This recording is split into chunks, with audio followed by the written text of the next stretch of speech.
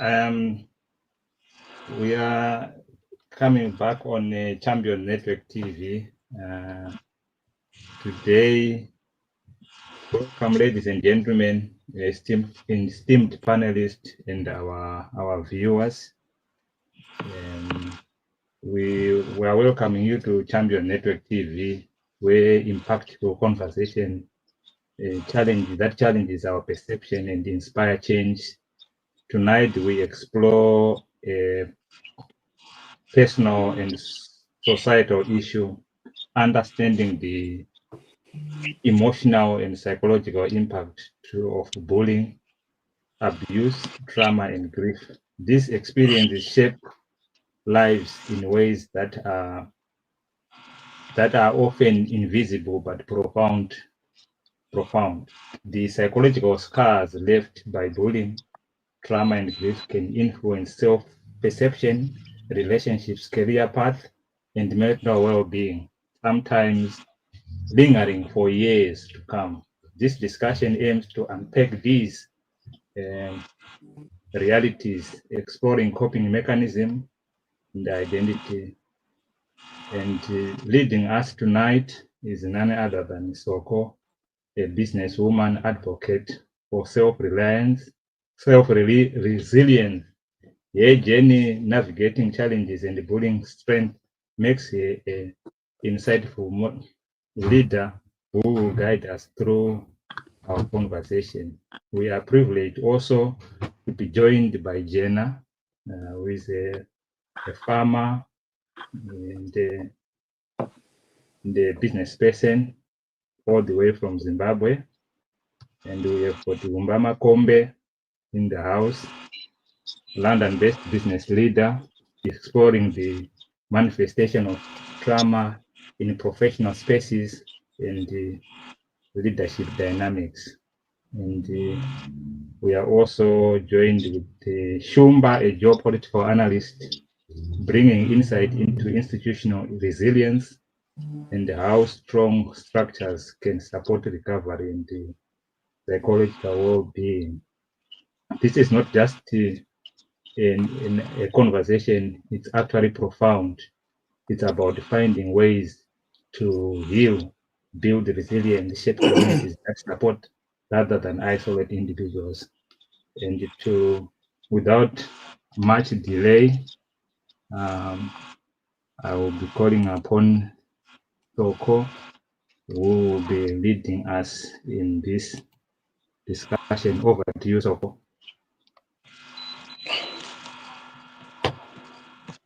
Welcome to you, ladies and gentlemen, in our board. And today we are talking about understanding the emotional and psychological impact of bullying, abuse, and trauma. Growing up, we saw a lot of trauma, a lot of abuse, but it wasn't explained as abuse at all. It was something that we learned to live with. But the scars of it, some of us will live with. And how do we understand it? And how do we cope with it? And how do we get over some of these traumas? Do they affect us as adults? Or we get rid of them as children? Today, that's what we're going to discuss. And we're going to discuss with our fellow members. And you listeners as well, we need your input on this. How do you understand emotional and psychological impact on bullying, abuse, and trauma? Whatever you went through, whatever you have heard, whatever you've seen in your life, you need to hear about it today. Thank you. Thank you, Soko. So to our viewers, your input is very valuable. Your experience, your coping mechanism will also help to guide our discussion. So over to you, panelists.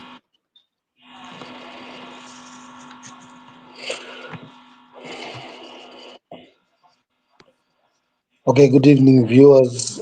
I think I just want to further elaborate on the topic there, or ask so that we can be on the same, we can operate at the same frequency or same wavelength. Right. We want to first understand what is it that we mean when we're talking about bullying. What will have happened so that we can say bullying has taken place.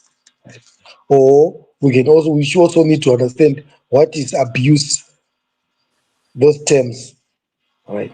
And what is trauma, and then the grief, right?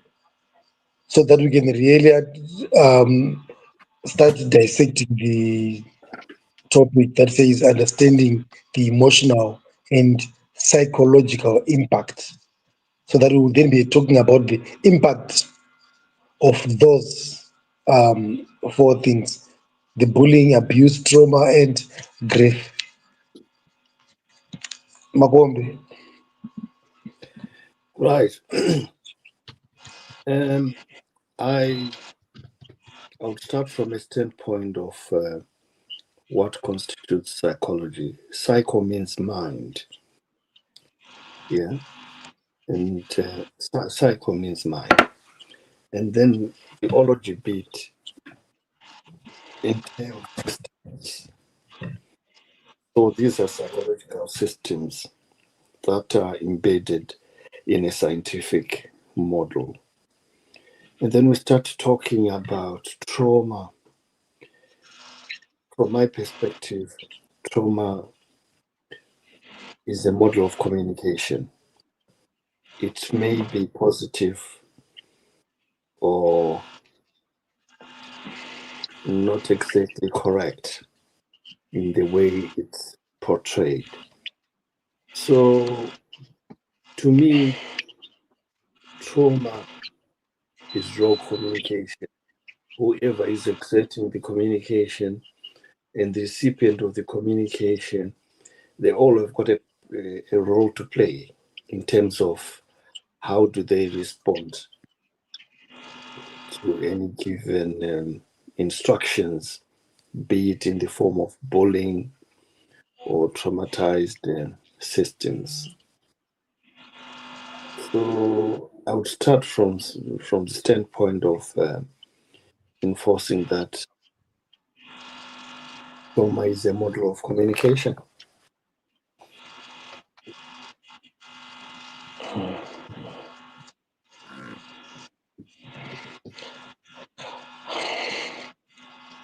Okay, getting back to those keywords that I've spoken about, if we say bullying, or to say bullying is okay, we are talking about an action that seeks to harm or intimidate, right? Or coerce someone who is perceived as vulnerable. Right? So, which But means there's an element, yes, Jenna, is not bullying is not designed to make you scared. eh, Bullying is not designed to make you scared. You get to make scared you. because of scared. No, I didn't say scared. Oh, okay. I said to harm or to intimidate or to coerce. Maybe that's what you mean, like scare, Okay. kind of like forcing.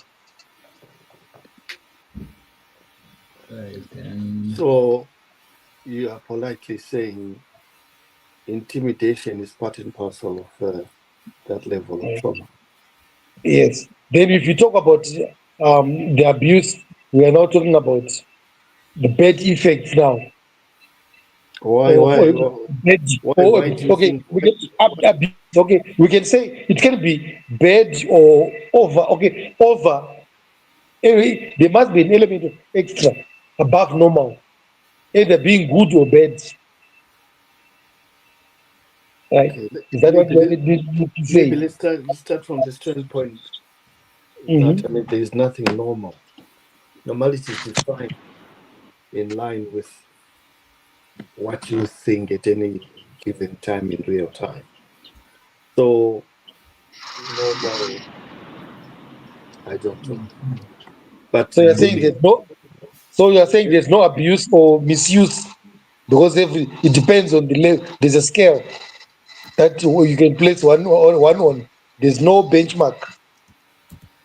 okay, I have already said abuse and bullying are models of communication, which means I'm confirming they are alive institutions. How we Okay. deal with the alive institutions in bullying or Mhm. trauma is a different model. I suppose that's why we have clinical psychologists and so on, psychiatrists and the like. But I mean, the standpoint is, I mean, rogue communication can take the form of trauma or Yeah. bullying. Yeah. But that doesn't mean they are not a model of communication. They are a model of communication. Our acceptance is the one that may need appraisal or looking into. Because if I decide to smack my child, from one perspective, it can be deemed as cruelty. And then from another perspective, it may be viewed as therapeutic or correctional. Mhm. If you look at other countries, I mean, they they've got prisons and various reformatory schools for a reason, because they do feel that certain behaviors need correction. That's why we have correctional schools, correctional prisons, and so on and so on. Mhm. So that's how I Okay. look. So what we are looking at now is we are talking about the, yes, you're saying it's correctional, yes, but you want to find out now the effect of that correction, which What are means you you're looking at correcting? the behavior of that person after and the behavior of that person before. Rogue behavior is always there. We can't have an institution, or we can't have a nation or systems whereby everything is straightforward. There are like it's like any it's like being in a class. You would know this better than I do. There are kids who are very challenging, and there are kids who are docile, and there are kids who need prompting.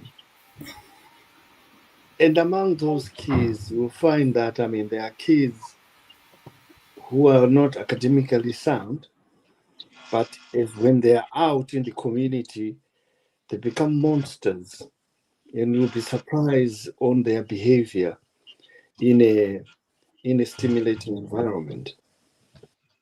So the school may represent a non-stimulating environment for them. So they are quiet, they don't say much, and to others, school is where they excel. And just an acknowledgement from a viewer from YouTube. We say, well done, team. Your platform is really helpful to our communities, or rather to our families. So I think this is a topic that is really central to a lot of families. So the more justice we give to it, the more answers we give to the community that are looking forward to us as a team. There's also a comment from the viewer from Facebook asking Makombe, I think, how can trauma be positive? How can trauma be positive?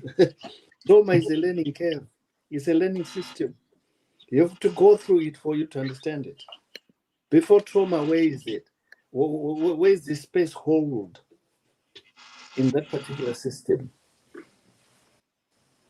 And scientifically, that's how it works. We can't suddenly say, I mean, how can trauma be positive? It's a learning curve.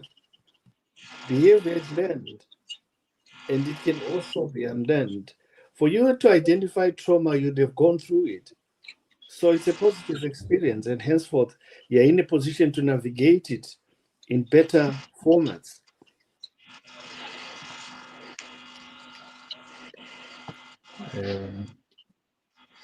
Tumba has been quiet. I think the most important thing is try and understand the whole subject as a model of communication.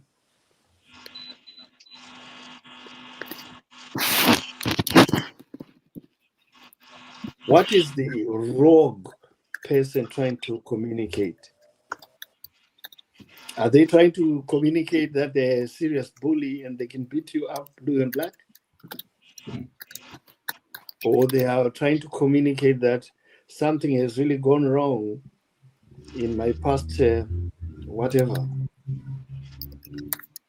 So, From one person that I spoke to who used to bully others, some of it is actually a coping mechanism where they want to move away from whatever they've gone through in the past. Then they actually begin to bully others as a way of coping with whatever they've gone through in life. I don't know whether Most that is. most bullies are going through something in their lives themselves, or they don't have enough self-confidence, so they'll get confidence upon dominating others. And most bullies do it for normally when there's audience, because then they show their power. It's less confident are people. we then saying bullying is a power thing? It is. So are we then saying that Margaret Thatcher was a bully?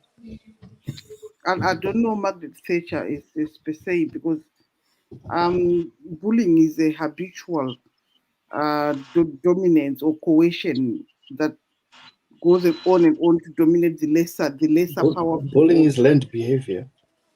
Yes. You didn't let me finish, but that's okay.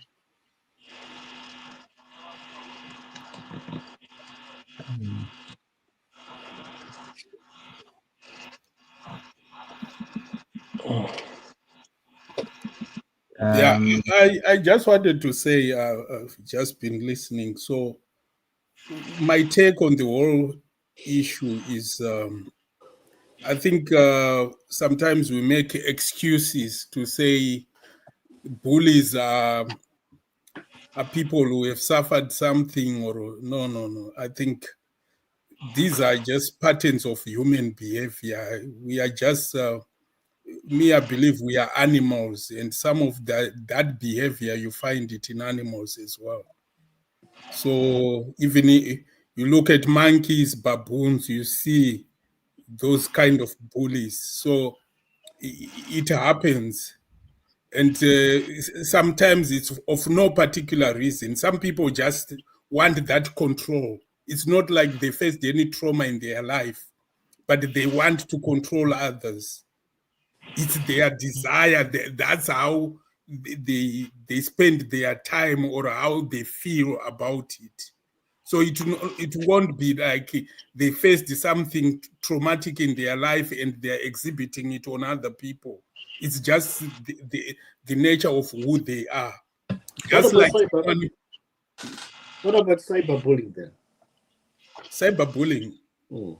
It's just a manifestation of the same kind of behavior, but now we have taken it from the physical world into the digital world. So it's the same thing. It hasn't changed. I think that's why I always say people think because we are sophisticated, because we are now on these digital platforms, but human behavior really, if you look deep down on it, it really changes.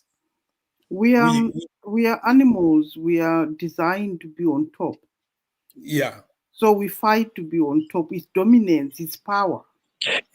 Exactly. That's what I wanted to say. I wanted to say, Shuma, you're saying maybe the person is undergone through something to become a bully, but you find that there are two ways that a person can reasons that a person can be a bully.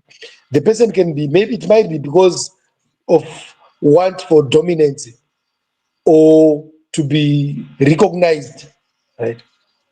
Or you can also find that there are some people who are okay. For instance, I mean, I'm going to talk about some. So, at times, you find a person who is small-bodied or short, and to compensate for that, that person can even eventually at times become a bully, because every time he sees a big person, he or she feels threatened or belittled.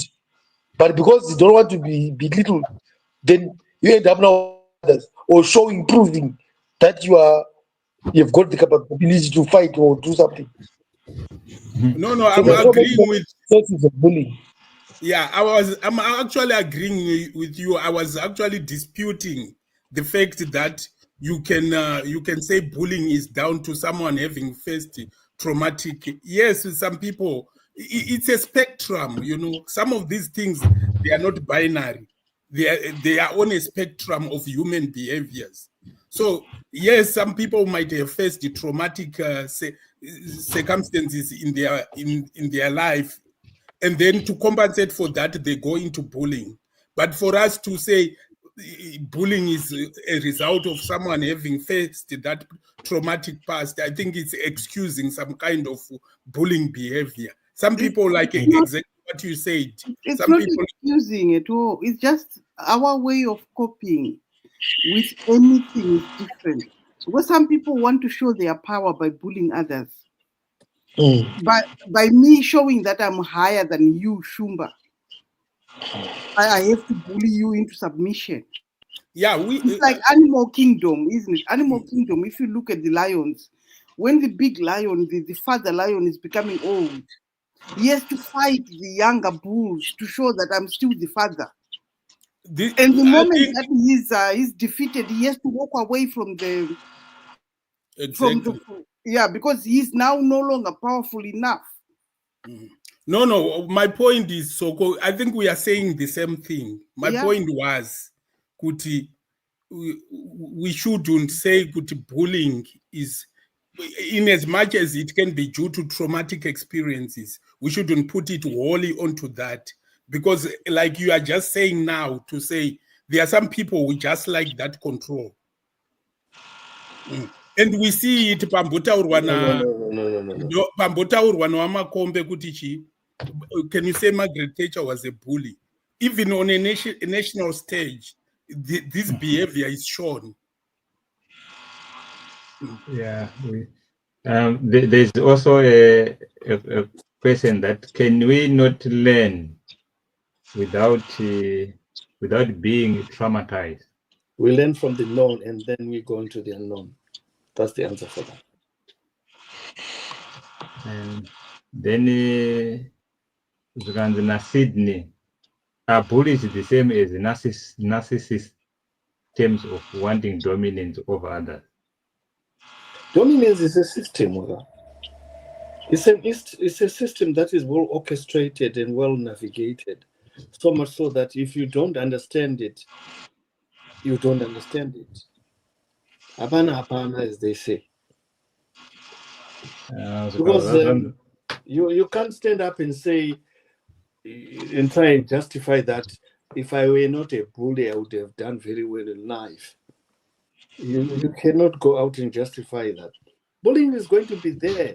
It's like somebody who is scared of being run over by a car.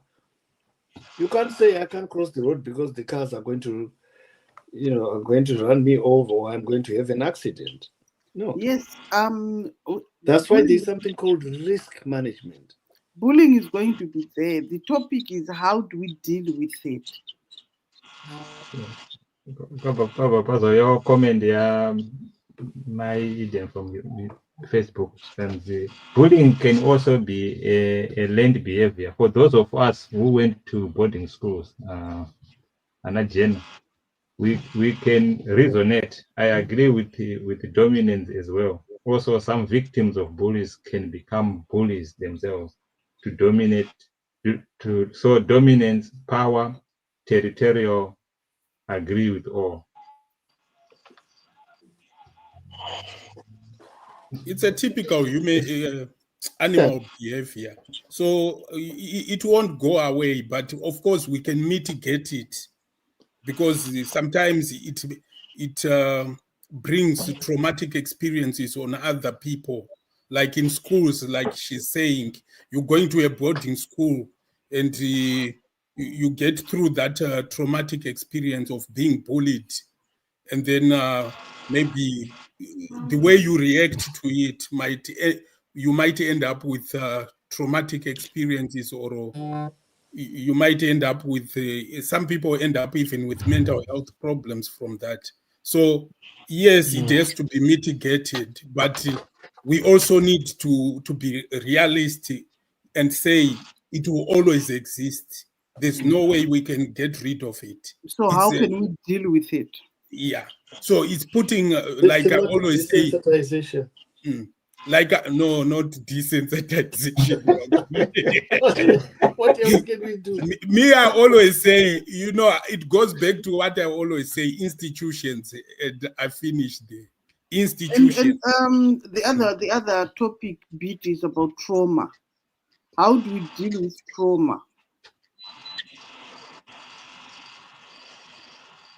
We are now going into the minefield of psychotherapy and psychoanalysis. Yes. How are we dealing? Because I remember growing up, for example, when the war ended and people came back from the war. I was a kid and I could tell these people were traumatized. The way they were behaving and everything, you could tell there was something wrong. I didn't have a name for it. But how did they get help? How do we help each other through trauma?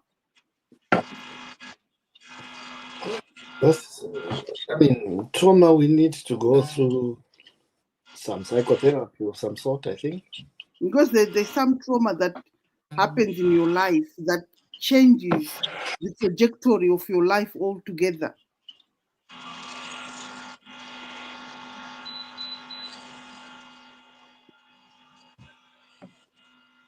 Jenna. So when it comes to trauma, I think I've always advocated for this, because when we talk of the end of the Zimbabwean war, it was not necessarily only those who fought in the war who were traumatized. The whole nation was traumatized by the war. So it was imperative on the authorities, on the institutions. I go back to where my territory. It was imperative on the institutions to identify that the nation has gone through all this trauma due to the war. And then all the mental health services were supposed to be set to address all those issues. We see it in so many countries where they go through these wars, especially developed countries.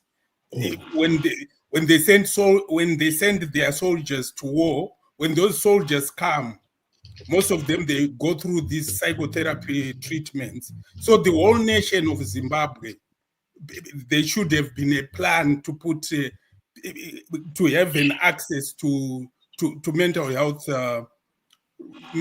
services. I think that would have been a challenge in the sense that transcultural psychiatry or mental health is not accepted as per se on the from a cultural point of view. It can be a challenge because there are certain people who believe in it and certain people who do not believe in it. It's easy to say that, okay, you've gone to war, we think you need systematic desensitization, as Joseph Walpole said. Why are you saying only the developed countries they've got that capacity to do that? Because in South Africa, in South Africa post-apartheid, there was a Truth and Reconciliation Commission which was made, and then it was actually so much focused on the trauma that the people faced, and they were dealing with that trauma. So you are right in saying institutions. Yeah, so where I can answer Makombe now, when we talk of institutions, when I talk of institutions, I'm not saying those institutions impose exactly what is how the West addresses their problems, right?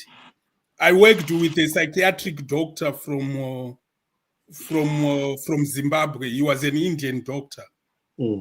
he told me that soon after independence, he was a consultant, a psychiatrist. He was tasked by the government to develop the mental health services of Zimbabwe. And he said in his experience, some of the medications or the traditional medications in mental health that we as Zimbabweans, because he's Indian, but he considers himself Zimbabwean. He said some of the medications we have traditional, I think the world have not even started to know this knowledge. Are you talking about, beating somebody until they submit? No. Okay. I'll tell you an example. I normally mention this example that when I was growing up as a boy, we used to buy cattle from afar.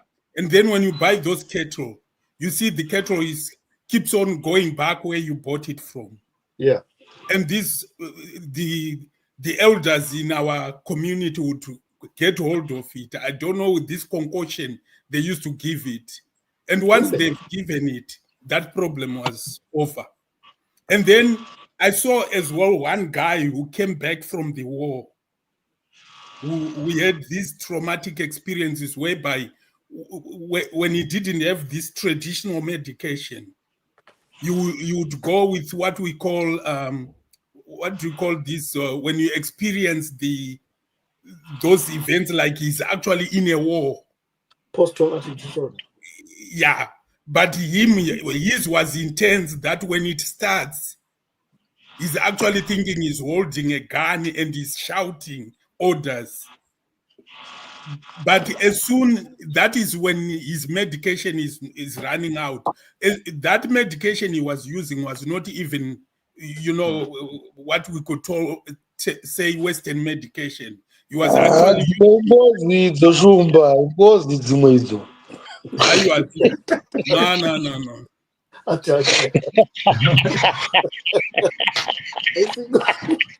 I think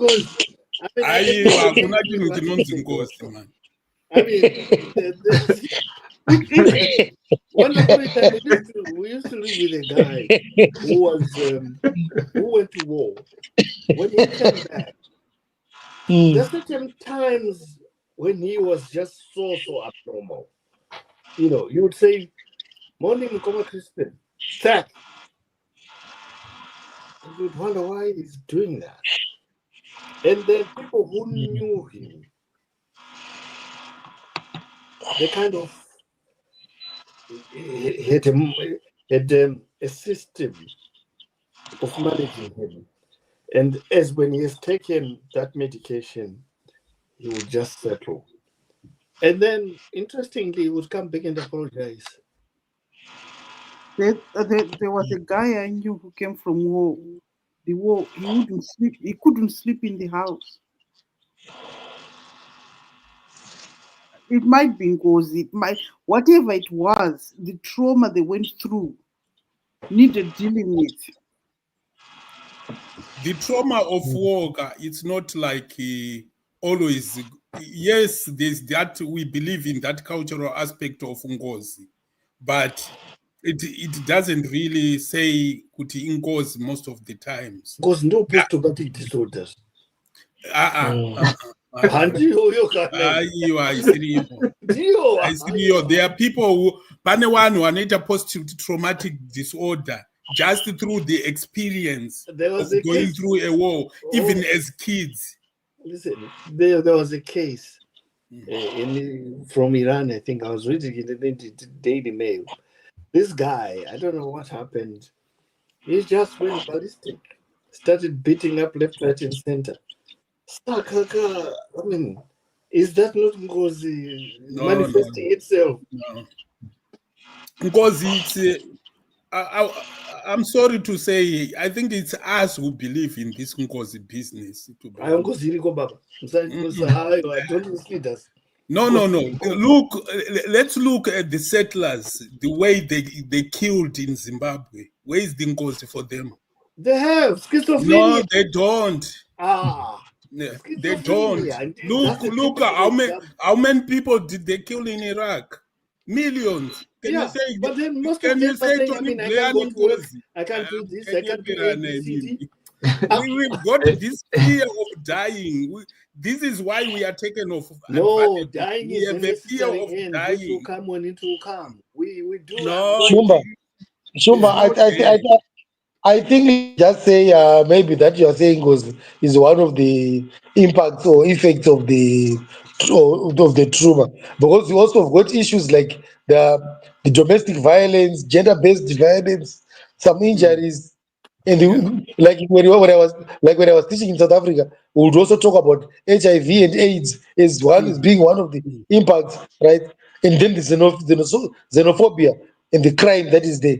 Now, these institutions which are made to try to resolve this, they are very important. If you look at currently in Zimbabwe now, there is a drive by the president to say, can people go and register with their chiefs? He's trying to see what can be done to actually to help the people that are traumatized by the 5th Brigade, the Gukura Undi. Although it took very long, but this is the current situation at the moment. Exactly. It is And needed. When we talk of Ngozika, those people who are suffering this trauma, they didn't kill anyone. It's the experience that they went through. Guys, it's more complex than that. Humba, yes, the way Humba has answered the question, red trauma and the learning and the brings upbringing into this. How can you tell a child growing up in the United Kingdom that trauma is positive and trauma comes with a negative connotation with it? Is the way you we're going into parenting. It's a parenting. Let's hear our sponsors for this program. They've got an advert. It's Kulima Exports from Uganda United. Right, those who are watching us on YouTube or Facebook, you remember to like, subscribe, and follow Champion Network TV. And we appreciate your comments, your thoughts on this important subject. We come back into the studio. Mr. Makombe, you were answering my agent. Eden. Yeah. Right. Eden's mom. You're saying, how can you tell a child growing in the UK that trauma is positive? We are going into the minefield of parenting when we start talking about child rearing. These children is when they go out, they come back with certain values as opposed to the values we have in respective families. So it's important to reinforce the values of your household so that your son or your daughter doesn't go out and bring in negative connotations into the family. If you have got your own son, tell them that, you can be disciplined if you misbehave. There's that sanction, and that sanction is real. I used to tell my kids, they're grown now, that look, if you misbehave, you will be sanctioned. So we need some deterrence of some sort to ensure that they conform to the ground rules. And in certain circumstances, yes, you can be smacked. I know it's a minefield when we talk of smacking, and then we go into the issues of reasonable force and so on and so on. But is that addressing trauma? because I think a You're question creating a deterrent.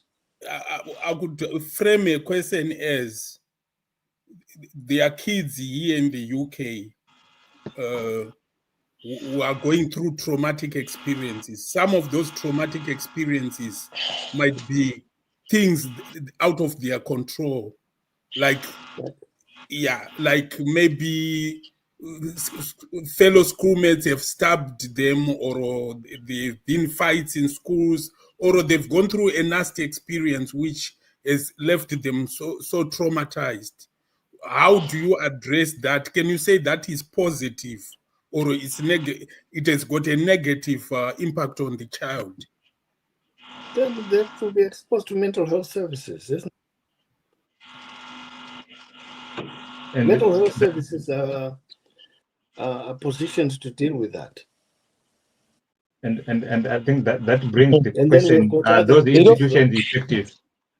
And then we've got other tools like safeguarding, police liaison, and all that.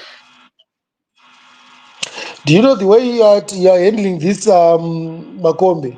You are almost like a politician now, because you are No, taking if you take for instance the Gukura Wundi thing, there was bound to be almost like a civil war, but what was done there stopped the civil war. And then if you look at that, you can now say it's positive, but it's not positive, my friend. It might have helped the situation, but people were traumatized, real they trauma. were traumatized. I don't deny that. So where is your positive But coming from? You say the trauma is positive. It's not trauma that will be positive. well, I think it is, because it's a learning curve. It's a model of communication. Oh yeah, it is.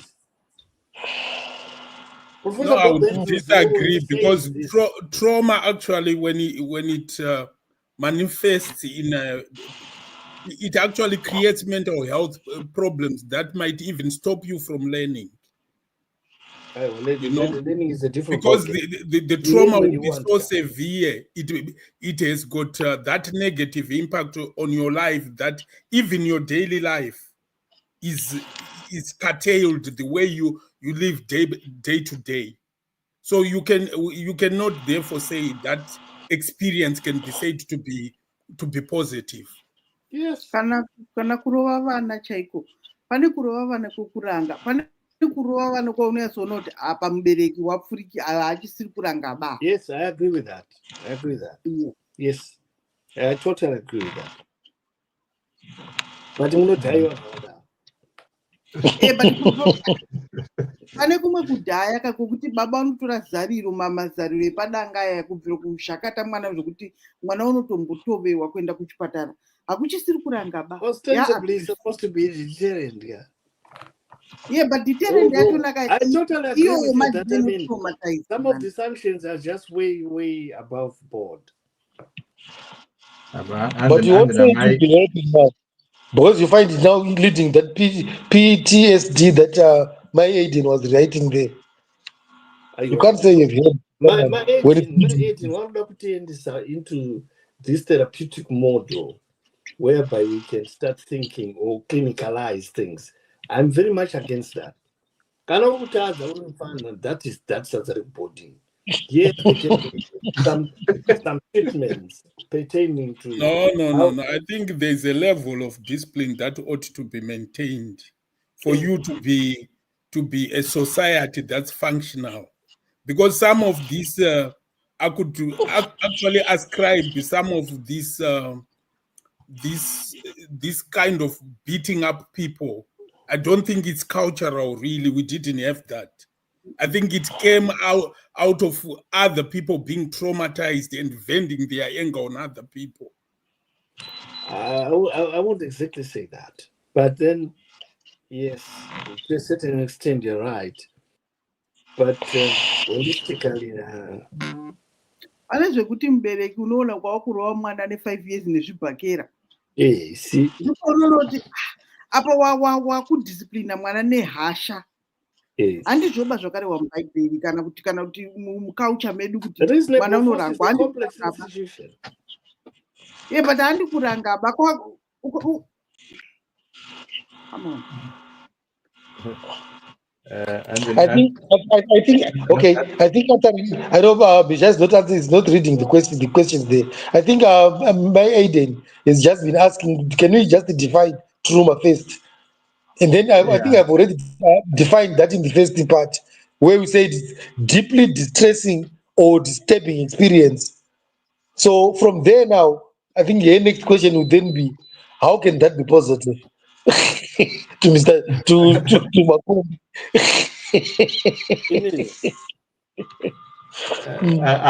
Trauma I is a think mental condition that results from events that are so stressful.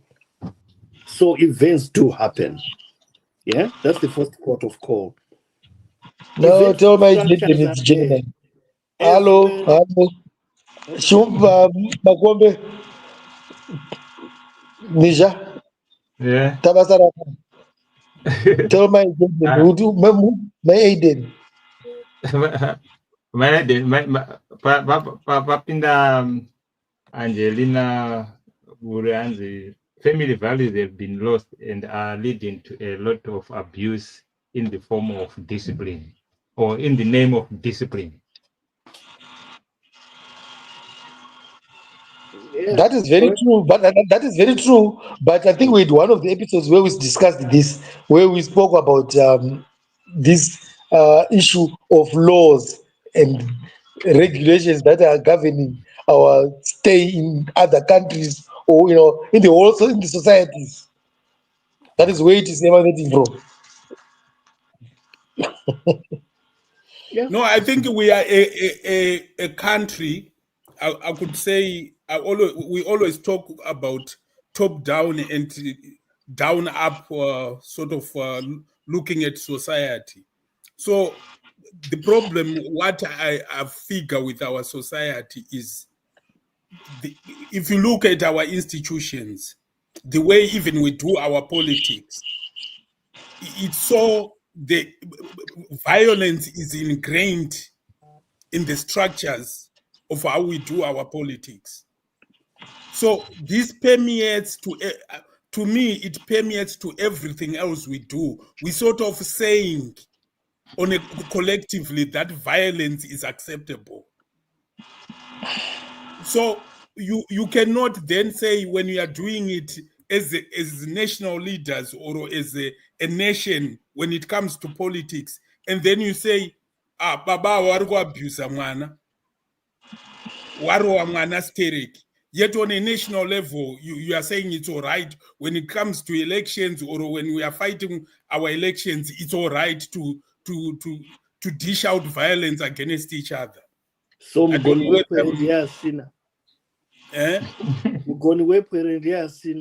yeah. And Namaiden, kana wakarangwa zvekusara waita trauma, it's no longer discipline, it's abuse. Exactly. My agent, that's what I pick as a show.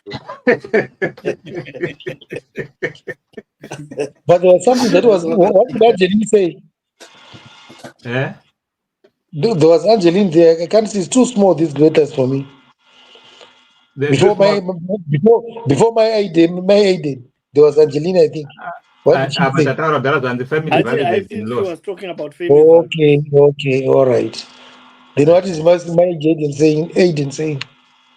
My Jaden. Wavazowedzera futi zvikanzi shuwa shumba tyrants.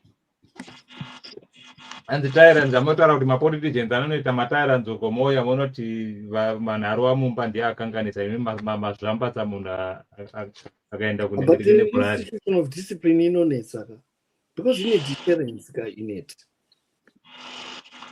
in a community involvement. But you can just, Makombe, you can justify that at any level, and it. Yeah. I think Jenambo taura pai ukada utarisa nyaya yeguku rahundi iyayi. People can justify, but it's not justifiable. Ndopetri kutaura kuti for us to have solutions to our problems, for the bullying, tambotanga netaura nyaya yebullying, ndikati what are the solutions? Ndikati my institutions. Ndikauya zvakare pakuti tikauya panyaya yatakutaura yetrauma, what we identify kuti chii chinokonzera matraumas and then we are identifying kuti collectively as a nation we are a very violent nation. Yes. And this brings a lot of our traumas. We went through violence that was never addressed. We went through trauma dzana HIV/AIDS. Wana wachuluza my parents awo. That was never addressed. We went through trauma dzana 2008, people losing their pensions and their livelihoods. That was never addressed. So you have a cumulative sort of coming together of all those traumas. But it's not being addressed. Do you know, growing up, we used to catch buses at fourth grade. There was so much pressure. People used to break their ribs trying to get on a bus, and that was normal. It was something that was normal. And nobody said anything. We just used to do so much pressure getting on the bus. People used to break a leg trying to get on a bus. And it was just something that as school kids, you lose your backpack, somebody pulled it over there and you can't even see where you're going. You lose shoes trying to get on the bus. And it was so I think normal. it was activity oriented. Some yes, people but it was so, it was normalized. Activity like that. It was so normalized that it was something that was normalized.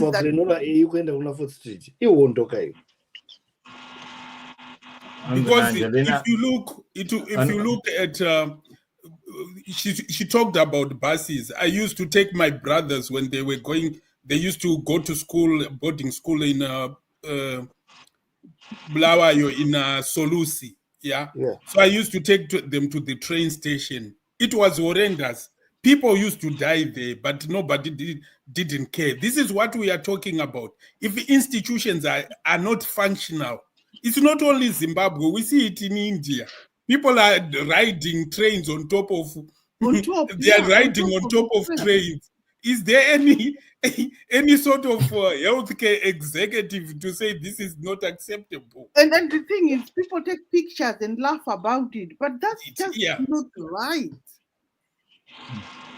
Zanzina Angelini, she agrees with that accumulative trauma. So much needs to be done. Like a action that needs to be done. Something has to be done about it.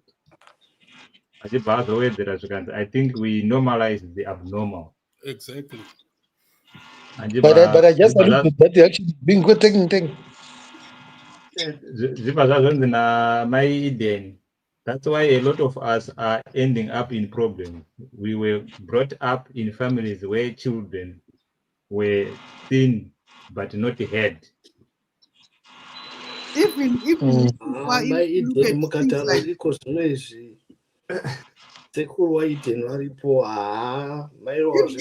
you look at things like domestic violence, violence between women, violence against women or against men, we normalize it.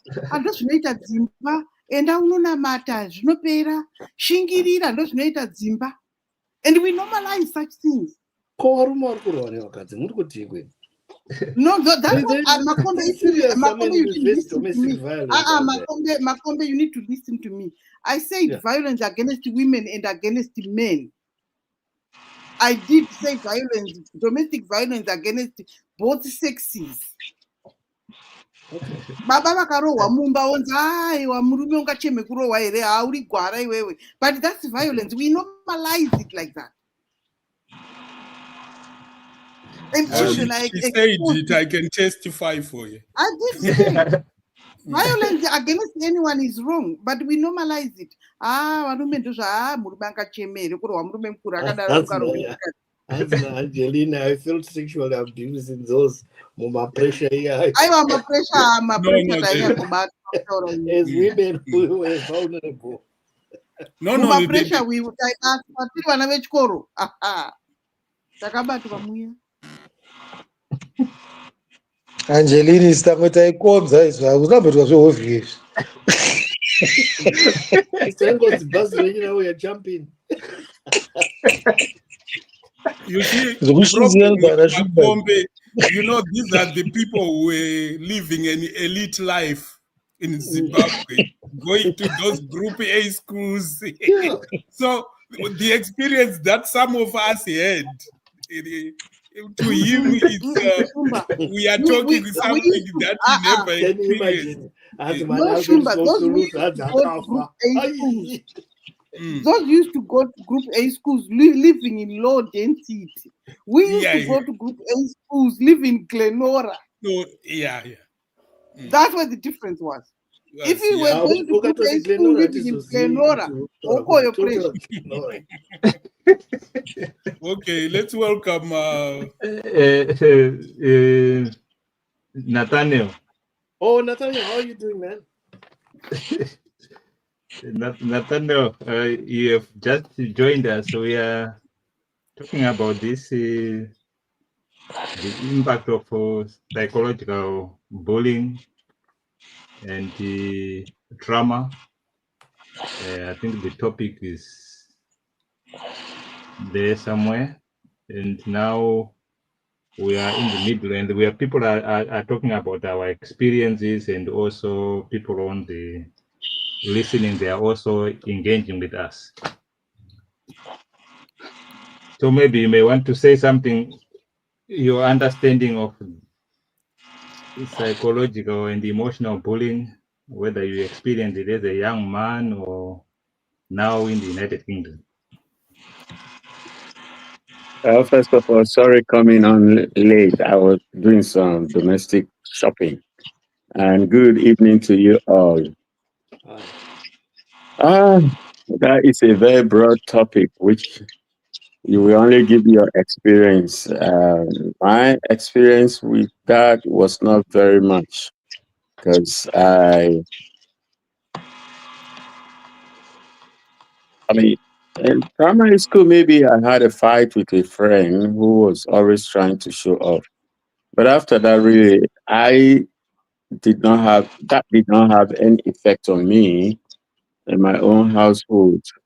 But talking about my sister was talking about domestic violence that has been normalized. We just have to consider that all these things came up.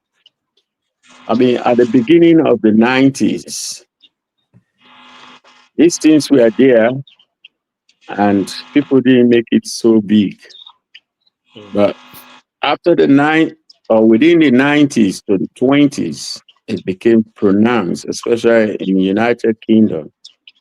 I remember a father hit her daughter because she did not want to take medication for her toothache. And this happened in a surgery. And that father was held for domestic violence. And it went to a point social services involved that they near want to take the child from him, from both him and his wife. But one of the drastic points that I encountered here on those kind of trauma is when a young little girl, African girl, Victoria Klimby, was beaten, put in a tub. Each time I think of that, I felt very, very sad to myself. A series of videos. Our sister said it has been there. And even now it is, but maybe because the law is now at the back of everybody, there is hesitations. Yeah, but it's still there. Victoria's case that was photographed, shown on telly, that makes my whole heart broken. That people will be wicked. You know, sometimes some people are just wicked in their souls. For whatever reasons, they are wicked. Because that was mere wickedness for a child under the age of 10. She was beaten until she was punished until her death. It's created a huge hoo in UK and all the rest that domestic violence became something very, very serious. That was the physical, but the emotional side was there too on the other people who will see it. You see, so I myself, I wrote my dissertation on domestic violence, so I don't want to go into details on that because I see a lot of traumas, which I actually, yesterday I was reading my dissertation again after several years, and I see that at that time and now, even though the law is there, it's still rampant. It is, and it But is no it's more one sex collective, I business. think. It is sex, both sexes. And the worst I can ever look at in domestic violence is about the emotional side of it. The men can do it, the women, the physical, you can see it, but emotional is killing people. Depression, anxiety, hearing about the person, and they become, and it doesn't just to the person affected. If it is a family, it goes round. The children will watch it, they will see it, they will practice it later on in their own lives. So we It's, human beings, I don't know where we are going, but these laws have helped to reduce it or minimize it. Um, I think I can just stop there for a little while because I had very good points people were talking. I may have to think about domestic violence against men, women playing domestic violence against men, which I cannot get. Maybe I talk to all these men sitting there. None will even tell me if their women have been violence to them. They will only say maybe physical or words, but there is something that is so strong. Men are facing that domestic violence, no, which can be a, impacting a on the guy women too. a Hmm? guy was a guy was killed in Leeds by this Yeah, lady. but yeah, that is the physical side, but the whole side about violence against men that will result on the woman having a serious impact. That is where I am looking at, and few men can come out to say it. One of it, I'll tell you, is sex. Women women can refuse men because they don't want to give them sex. And most of the violence that's related, it goes to that, Like no which right one the name question. and that has great that's why I say I don't want to go on to that. But my professor, a- an Indian woman whose country has the highest domestic violence in the world, India, Yeah. when she told me go and research on men, I said no, I don't want to read again. Stop where I am. And she's still up to me. Come and join me, Leslie, because she wrote over five. She's just now about 37, but a professor. She's written a lot, but that was what I found out about domestic violence, especially those I spoke to, the African community. I did speak to a few white, and they said, oh, yeah, that's real. Yeah, yeah, yeah. I didn't remember, think of that. But that is what is it. If the woman is leaving you, don't force her. And when she refuses you, go your way. But because that is the violence, go back. Oh, he did not give me chop money or this, that. But that is one of the greatest things, which I don't know. I hope I'll be able to further to get deep down into it so that the laws can be balanced. Indeed. Although now here the Metropolitan Police, the man can say she's violent to me, they will come and pick her off from the scenery. But it was all the time when you are balanced to your wife or to any partner, the man, whether you are not wrong, they will take you off from this premises. Mm. And that impact will fall on the children. The moment you leave, the children will be asking, Mommy, where is daddy? And these things are, it cannot be exhausted in within 45 minutes. It is a very, very hard thing, which in my country, Sierra Leone, I witnessed those little things and people just brush it. And even when I'm coming from there, I stood at my room looking outside. I saw this guy beating his wife, beating her very seriously, abusing very sad words that I can't pronounce it on here. And I really got out of my house. I said, the next time you lay your hand on that woman, believe me, you too lay your hand on me. And the guy said, but who are you? I said, I don't care who I am. You don't care who you are, so I don't care who I am. But the moment you hit this lady, and everybody in the house who we are, they rented single rooms, and I have my own house around, surrounded by them, and I felt so upset. And I told them, if this happened again, the landlord is a friend. I will let you be evicted. He didn't believe it. And so one of the people gave the landlord's number. I called him. I said, if this guy stay here again, I will make this house be burned. The guy said, really? I said, yeah. I said, because he's beating his wife and we don't want police issues around here. Why? And I asked the lady, why is this guy beating you? The answer I gave you came out. That woman is just 6 months delivered the baby. And the guy cannot give the woman a chance. And I really confronted him. I said, what is with you? I used the F word on him. Why? You? Is this your sister? Could somebody do that to her? Will you be happy? But that is how these things are. The impact. Look at me. I am the onlooker. I am not with them, but the impact is still on me because that day, what I saw from my window, I felt sad. So it's not just those involved, but the other people. So this is a very good topic, Kaka, but I think I'm going to clear my head if I can have one Guinness to drink, I'll put my foot. I'm sorry, but this is serious. It's serious.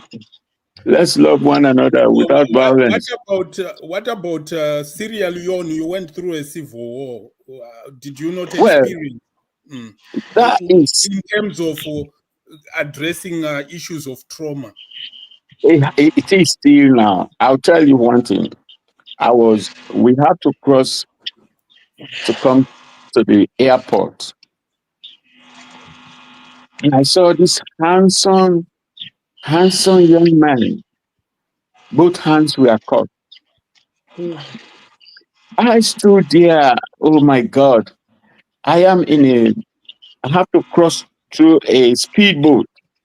A 45 minutes sea travel to come to the other side of the land to get to the airport. It was like I was there. I was there when the war started, but I was not there when these cutting hands and feet were done. Because the rebel war began, I was there. We fought it. Some of us became vigilante.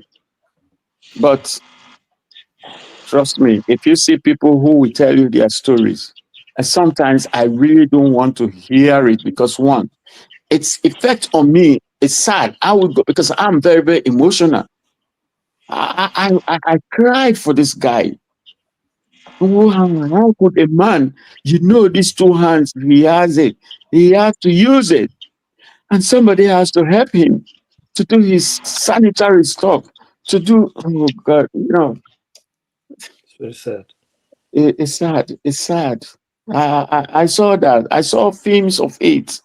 I saw the other day when we finished that program, I just turned to Blood Diamond and I was watching all these funny things. All those came back on reflecting on me. So the violence is a heavy issue. And if it's happening now, there are some other violence they demonstrate in a very um, um, subtle way, but it's still violence. There's no way. There shouldn't be any place for that. Again, when you look, nature itself is violence, isn't it? Yeah. I don't know. I don't want to be advocate or devil's advocate, but let's say we've seen it a lot in South Africa. When I used to watch so many South African films, and I became like, I want to join the Pan Africa. I want to go fight anybody fighting my brother.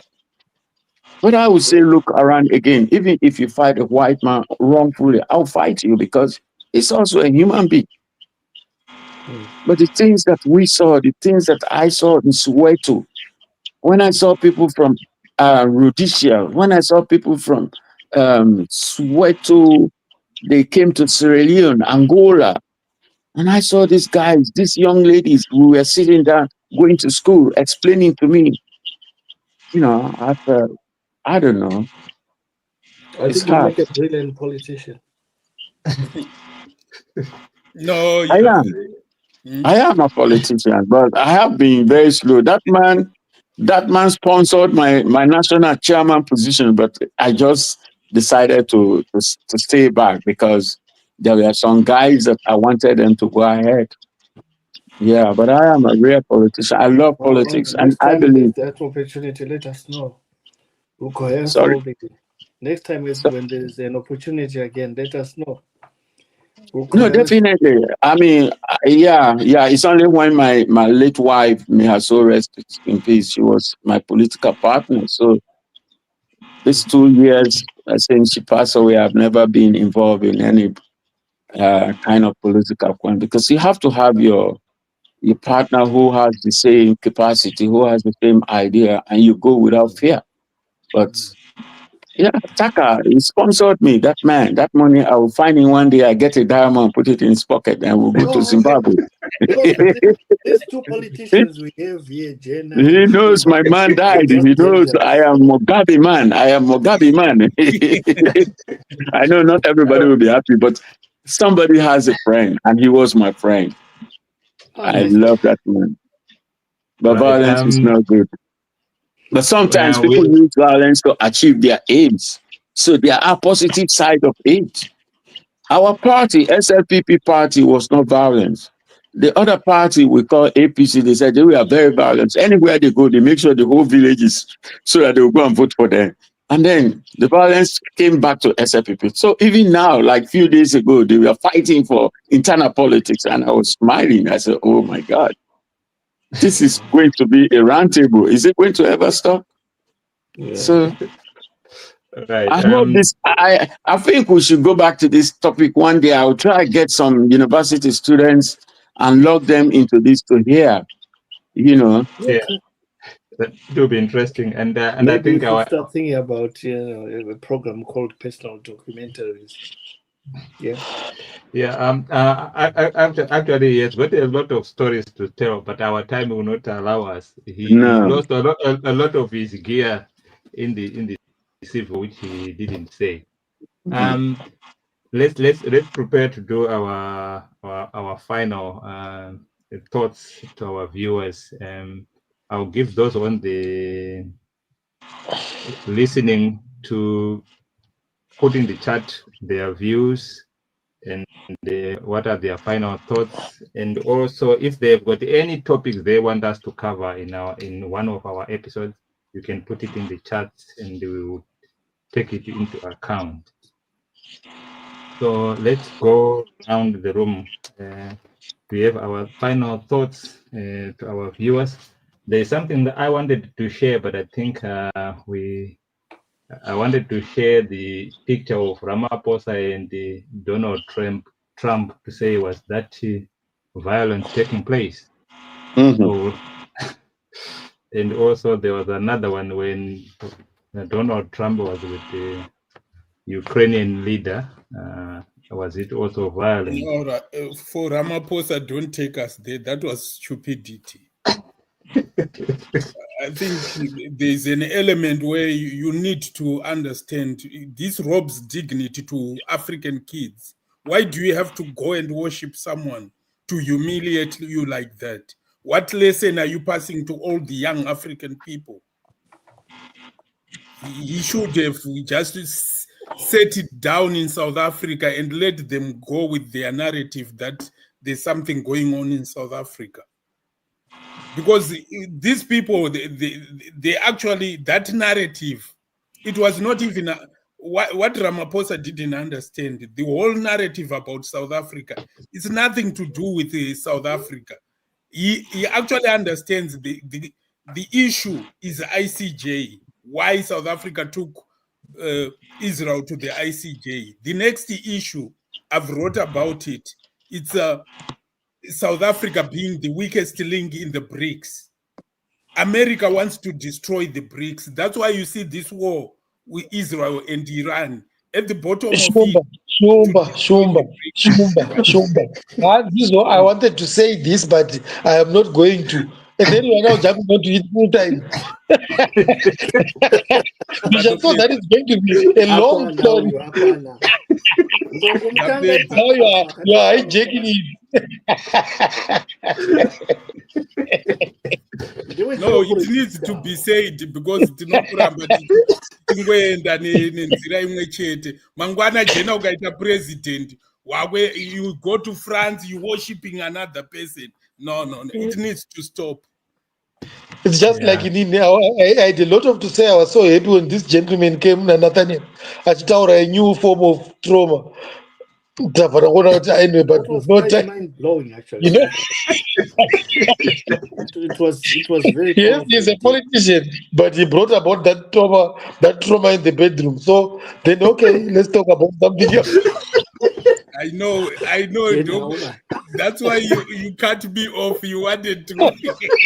He wanted to say something. He thought he was going to forget his point. He had a point to submit. That specific one.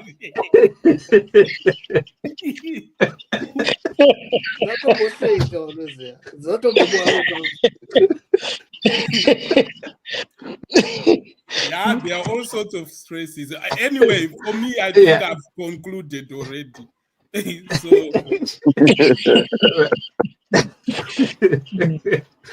Right. I think my Eden is just reiterating what Soko has said. She's saying, look, at the root cause of this, Shumba has just addressed it. System not functioning. See one bus, not knowing when another one is coming. Apa basa rinogona kupera futi. Saka utongoita pressure. Let's do our final remarks. Shumba, you said you have already done your one. Exhausted. I think me and Jenna. Jenna and Nathaniel said it all. Okay, right. I think on what we've just discussed, the my institutions are very important and they have to be in place to help. Yes, we've identified some Jenna, this one in Zimbabwe. What 5th Brigade, right? And then Nathaniel came in. Yes, and then that Nathaniel came in with another trauma there of the abuse of men or bullying or whatever it is, as long as it is not right to cause trauma on people. So I think I will also say there must be some institutions. I know that for now, the way it is being run here, there's no specific institution of running that program, but except that people are registering their grievances. But maybe I think eventually there will actually be an institution to take care of that.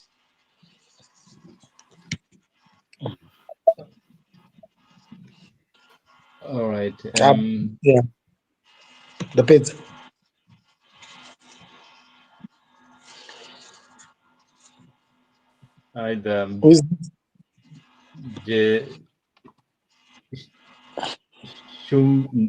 Is it Nathaniel or Nathaniel?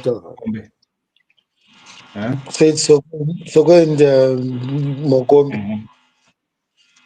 No, there are issues we need to discuss and amend either at family levels, community levels, or national levels. Our system, if you look, we are so used to these things happening. We don't even bet an eyelid. You know, somebody gets shot and die on the street. We are so used to that. We just go, well, you shouldn't have been on the street. You know, people riot, like in our country, for example, people riot and the army is sent with live bullets to shoot at people, and we just go, well. And next time we go into the same thing. These issues are not addressed, like Shumba keeps talking about institutions. Who polices the police? Because we are so used to abuse. I mean, it's domestic abuse. We are so used to that. We actually tell each other it's okay. Maybe you did something wrong to provoke this. We don't even address the abuse bit of it. What did you do to provoke this? Someone gets raped on the street. Did you dress in a mini dress? Did you provoke this? We don't address the issue of the abuse itself. We tend to put blame on the victim. Like, and if a woman is beating her husband, maybe he's just a weak husband. We blame the victim all the time. We do not address the issue of the abuse, the issue of the trauma being caused. Even the children, they can't hear it. Well, when we fight, they're in their rooms. What's in their rooms? Are they soundproof? Because children are really stupid. They can hear you fight from downstairs. And they'll be traumatized by that. If you look, the children then start doing like tantrums and stuff because they are used to father beating mother or mother beating father.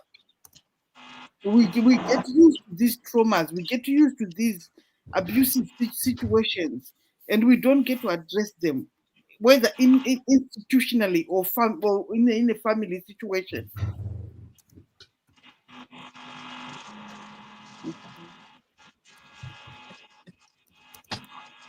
Yeah. Makombe. My story is very straightforward. Trauma, abuse are models of communication. All we need to focus on is problem-solving approaches, be it social or clinical. We have to start thinking about creation of effective institutions that are going to resolve these monsters in the house. I thank you. Wow. Thank you very much. I think this was one of exciting topic with much engagement from our viewers. So as we bring this critical conversation to a close, one reality stands out. Bullying, abuse, and trauma is a reality. It can happen at individual level, and it can happen at community level. As our panelists bring their contributions, and with the Shumba emphasizing on our political leadership to say they should put their house in order. He was hard when President Ramaphosa not going into someone's house and becoming humiliated, and what is he teaching our children and the next generation. And, a powerful contribution from Nathaniel, from his personal experience, taking us through the aisles of the civil war in Sierra Leone, in this personal encounter of violence between a man and his wife. And he also bring it to home to say violence can actually happen in the bedroom, which brought a lot of laughter and reality to this conversation. And when it came to Jenna, he realized that institutions are needed, and because with no institutions, there are no way we'll go. And also, he emphasized the violence in the bedroom as well. And the Soko, touched quite a number of issues, but her contribution centers around we have normalized what is not normal, and we are not addressing the issues. We are blaming the victims. What we have to realize is whatever we do, it affects the people who watch it, the people who see it, particularly the children. Even if they are in their bedrooms, they are still hearing. Makombe agrees that trauma, abuse, and the psychological bullying is there, but it's a mode of communication according to him. What we have to focus on is problem-solving approach and the creation of a strong institution, as Shumba has always alluded. So to our panelists, Soko leading us, Nathaniel, although he came late, he brought quite a powerful contribution. Umbama Kombe, Shumba, and Soko, your leadership in this discussion was profound, and it brought a lot of engagement. So until we meet again, as I always say, keep engaging, keep questioning, keep finding the truth. So good night, everybody. Once again, I mean, my 18 was brilliant. Yeah, my 18 was brilliant. Yeah, he didn't leave you alone. I think next time you should we should invite my 18. You should invite yeah. He's got a story to tell. Yeah. I think she has seen our